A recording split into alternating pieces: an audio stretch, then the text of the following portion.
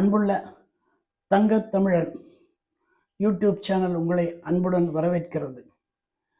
வரவேற்பது முருகவேல் திருமலைசாமி செங்குட்டுவன். 2-3 நாட்களாக என்னுடைய வீடியோ நீங்கள் பார்த்துருப்பீங்க. அதனுடைய வாழ்த்துக்கள் நிறைய வர்றது, அதுக்கு என்னுடைய நன்றி. நேற்று மட்டும் கிட்டத்தட்ட ஒரு 10-12 பேர் தன்னுடைய வாழ்த்துக்கள் அனுப்பிச்சிருக்காங்க. சஸ்பென்ஸை பற்றி ரொம்ப சொல்லியிருக்காங்க. சஸ்பென்ஸ்னால் என்னங்கிறதுக்கு டெஃபினிஷனே ஒருத்தர் போட்டிருக்காரு, ஒரு இங்கிலீஷ் ப்ரொஃபஸர்.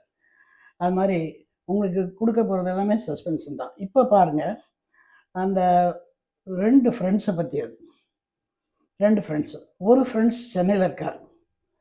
அவரை பார்க்குறதுக்கு ஒரு ஃப்ரெண்டு வந்து பாம்பேலேருந்து வர்றார். இதுதான் ஆரம்பிக்குது. இப்போ தான் கதை ஆரம்பிக்குது. காலையில் ஒரு 6 மணி இருக்கும். வீட்டில் பெல் அடிக்குது. சென்னையில் இருக்க நண்பர் வீட்டில் கதவு திறக்கிறாரு. வெளியில் பார்த்தா சூட்கேஸோட ஒரு தம்பி நிற்கிறாரு. அடே வாப்பா, எப்படி வந்த, எப்போ வந்தேன்னு. நான் பாம்பேலேருந்து வந்திருக்கேன். காலையில் ட்ரெயின் 4 மணிக்கு வந்துச்சு, நான் வந்திருக்கேன் அப்படின்னா. வா உட்கார், மேலே கை காலெல்லாம் கழுவு, காஃபி சாப்பிட்லாம் அப்படின்னு சாப்பிட்டுட்டு அவன் சொல்கிறான். எல்லாம் முடிச்சு ஒரு 10 மணிக்கு ரிலாக்ஸாக உட்காந்துட்டு இருக்கும்போது அந்த பாம்பே நண்பர் கூப்பிட்றான். நாளைக்கு நான் ரிட்டர்ன் போகிறேன், பாம்பே போகிறேன், உனக்கு டிக்கெட் போட்டிருக்கேன், நீ கண்டிப்பாக வர்ற அப்படின்னு சொல்கிறாரு. அவன் என்னப்பா திடீர்னு கூப்பிட்றேன். நான் இல்லை நீ வா, சும்மா தானே இருக்க, நீ வா நம்ம பாம்பே போகலாம் அப்படின்னு சொல்கிறான். சொன்னேன்னா அப்புறம் உடனே மடமடன்னு எல்லாம் எடுத்து வைக்கிறாங்க, ட்ரெஸ்ஸில் எடுத்து வைக்கிறாங்க. அடுத்த நாள் காலையில் ட்ரெயினில் கிளம்புறாங்க. அது ஒரு கிட்டத்தட்ட ஒரு 28-32 மணி நேரம் ட்ராவல் முடித்து பாம்பே வந்துடுறாங்க. பாம்பே வந்துட்டு டாக்ஸி பிடிச்சி அவங்க ரூமுக்கு வர்றாங்க. ரூமுக்கு வந்து அந்த வந்த களைப்பெல்லாம் போக நல்லா குளிச்சுட்டு டிஃபன் சாப்பிட்டு எல்லாம் ரெடியாக இருக்காங்க.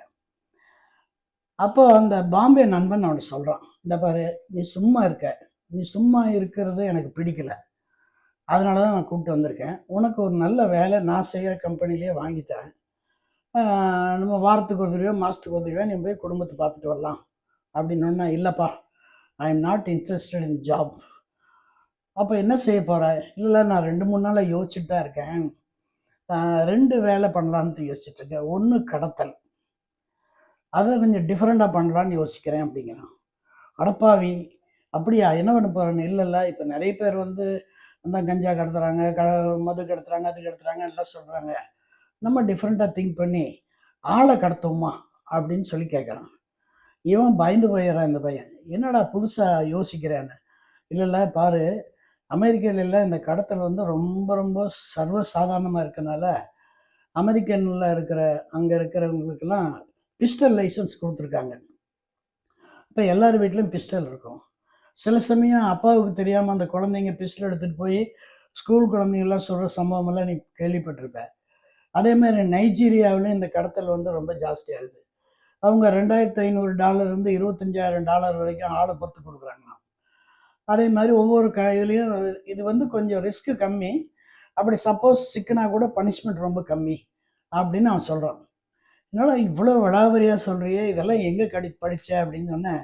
இல்லை, இது படித்தங்கிறத விட நிறைய இடத்துல பார்த்து கேட்டு என்னுடைய ஃப்ரெண்ட்ஸ் எல்லாம் அங்கே இருக்காங்க, போலீஸில் இருக்காங்க, அவங்கெல்லாம் சொல்லி இந்த மாதிரி வந்திருக்கேன் அப்படின்னு ஒன்று. இப்போ நண்பர் கொஞ்சம் யோசிக்கிறான். சரி, ஒரு வேலை செய்வோம். இப்போ நீ சரின்னு சொன்னான், அதாவது மெட்ராஸ்காரன், நீ சரின்னு சொன்னால் ஒரே செகண்டில் இப்போ $1,00,000 சம்பாதிக்கிற மாதிரி ஒரு பிஸ்னஸ் இருக்குது அப்படின்னு அந்த மெட்ராஸ்காரன் சொல்கிறான்.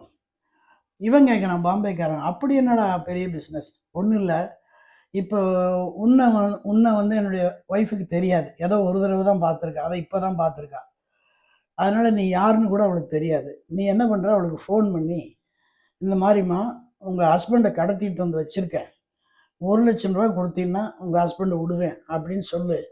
அவள் உடனடியாக போய் $1,00,000 அனுப்பிச்சிடுவா.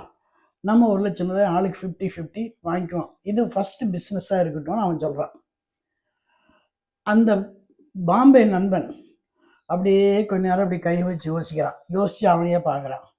என்னப்பா, இது என்ன சிக்கல் இருக்கா அப்படின்னு. சிக்கலெல்லாம் ஒன்றும் இல்லை, யோசிக்கிறேன் அப்படின்னு. இதில் என்ன யோசனை இருக்குது, இந்த ஃபோன் எடுத்து பேசு அப்படிங்கிறான். என்னோடய ஃபோன்லேயே பேசு அப்படிங்கிறான்.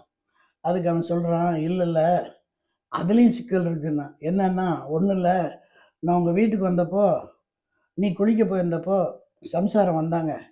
இந்த ஆள் தொல்லை தாங்கவே முடியல சார். நீங்கள் இந்த ஆளை கடத்திட்டு போங்க அப்படின்னு சொல்கிறாப்படி. நான் சொன்னேன், இல்லைம்மா எனக்கு என்ன அதில் பெனிஃபிட்னு கேட்டேன். 1,00,000 ரூபா தரேன்னு சொல்லி உடனே போய் 1,00,000 ரூபா கொண்டு வந்து என்கிட்ட கொடுத்துட்டான். உன்னை கூட்டிகிட்டு வந்துட்டேன். இப்போ இதான் பிரச்சனை. இப்போ வந்து உன்னோட சம்சாரத்தில் நான் 1,00,000 வாங்கிட்டேன்டா. இதான் பிரச்சனை. வேணா சொல்லு, 50,000 ரூபா தரேங்கிறான். அப்படி கதை முடியுது. இப்படி கூட நண்பர்கள் இருக்காங்க, இருக்கவும் செய்வாங்க. மறுபடியும் உங்களுக்கு அன்பான வாழ்த்துக்கள். இந்த கிளிப்பிங் பிடிச்சதுன்னா லைக் பண்ணுங்கள், ஷேர் பண்ணுங்கள், கமெண்ட் பண்ணுங்கள். வாழ்க வளமுடன், வாழ்க வளமுடன், வாழ்க வையகம்.